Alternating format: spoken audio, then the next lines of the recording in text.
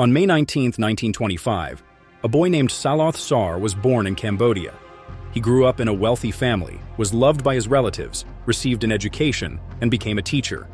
However, over time, his views changed, and he joined the radical communist movement.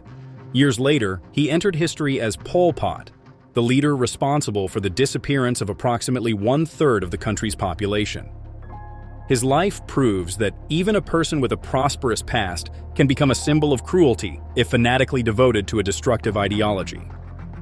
In 1953, when France left Indochina, new states appeared on the map: Cambodia, Laos, and two Vietnams. Despite Cambodia's declared neutrality under Prince Sihanouk, discontent was already brewing in the country, and radical ideas were emerging. Young Saloth Sar, who had studied in France, became imbued with communist ideas, participated in strikes, and wrote articles for party publications. Returning to his homeland in 1952, he began actively preaching the ideals of freedom, equality, and fraternity among his fellow citizens. It was during this period that he chose the pseudonym Pol Pot, a contraction of the French politique potentielle, politics of potential. How ironic, a name born from a dream of new possibilities turned into a nightmare for millions. During the height of the Vietnam War, Cambodia became a battleground for hidden conflicts. Uninvited Vietnamese guerrillas used its rice fields as bases, while Sihanouk's government confiscated grain surpluses from peasants, further fueling public discontent. Communist promises of justice and change resonated with farmers tired of oppression. In 1967, the harsh suppression of a local peasant uprising marked the turning point for armed resistance, which soon escalated into a brutal civil war. Pol Pot, thanks to his teaching background, knew how to work with young people, an irony of fate that was not coincidental. Those he once taught to read and write, he now called upon to enforce his ideology through force. His army, consisting mostly of poorly educated young peasants, quickly grew into an instrument of ruthless control. In April 1975, the Khmer Rouge stormed the capital, Phnom Penh, which had a population of about 2.5 million. Pol Pot declared the city a den of vice and decided to radically change the way people lived. Within just 3 days, all residents of the capital were forcibly relocated to the countryside for compulsory labor. His new ideology asserted that only through exhausting physical labor and a return to natural values could people comprehend the true meaning of life. What awaited those who were expelled? Forced labor in the fields, severe punishments for the slightest signs of dissent, lack of medical care, and the dismantling of all institutions of civilization. Intellectuals, former teachers, and professionals were outlawed, and even wearing glasses could be viewed as a sign of opposition, all in an effort to erase the remnants of the old world. Pol Pot established a system of total control and fear. Mere suspicion of disloyalty meant severe consequences. Informing on others became the norm, and public punishments were frequent.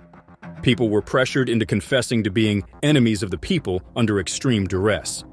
One of the most notorious detention centers was the S-21 facility, where thousands of people suffered horrific conditions, and only a few survived. Another infamous aspect of the regime was the so-called fields of suffering. These were areas where large-scale atrocities took place. Victims included not only adults, but also children, who were seen as potential threats in the future. In an effort to conserve resources, these actions were often carried out using rudimentary tools. An interesting fact: children and teenagers formed the backbone of Pol Pot's armed forces. At the age of 5 or 6, they were taken from their families and sent to special camps where they were subjected to ideological training and instructed in the use of weapons. By the age of 11, they were fully fledged enforcers. This harsh policy targeting the nation's future remains one of the most shocking aspects of Pol Pot's rule. Pol Pot did not limit himself to internal control. Feeling unofficial support from China, he took aggressive steps in 1977 by advancing into Vietnam and threatening not only to challenge its sovereignty, but also to disrupt the entire socialist bloc. However, in 1978, Vietnam responded, and in January 1979, Phnom Penh fell. The remnants of the Khmer Rouge retreated to the remote mountainous regions along the Thai border, where they remained active for years. It is worth noting that the international community, including major powers like the United States and the USSR, had little awareness of the extent of the crisis occurring in Cambodia. The isolation that Pol Pot imposed on his country allowed him to carry out his extreme measures with almost no external interference. Just a few years after the fall of Phnom Penh, the country slowly began to recover. Cambodia regained its independence, the economy gradually revived, and the political system started to change. However, the scars left by the oppressive regime remain to this day.